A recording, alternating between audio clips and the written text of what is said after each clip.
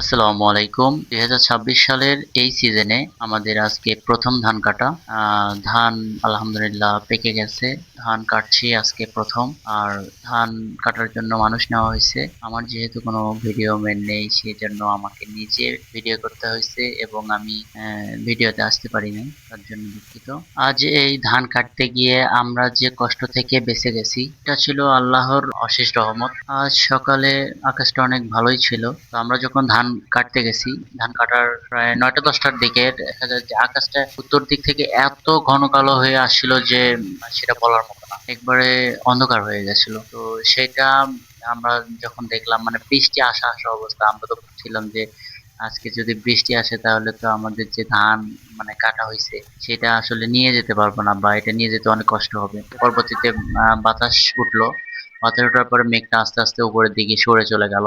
তো তারপর আকাশটা ঠিক হয়ে গেল। তো এটার পরে আসলে আল্লাহর কাছে অনেক কৃতজ্ঞতা প্রকাশ করলাম যে আসলে যদি বৃষ্টিটা আসতো তাহলে যে আজকে মানে কি পরিমাণ কষ্টটা করা লাগতো।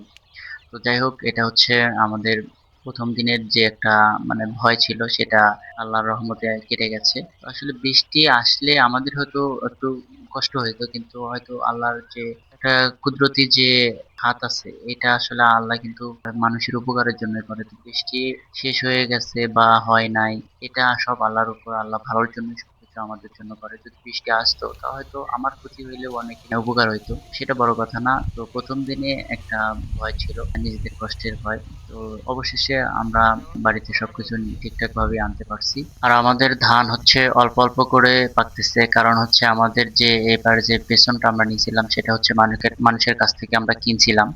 তো এটা হচ্ছে আমাদের এক একজনের কাছ থেকে নেওয়া আর কি, বিভিন্ন জনের কাছ থেকে নেওয়া।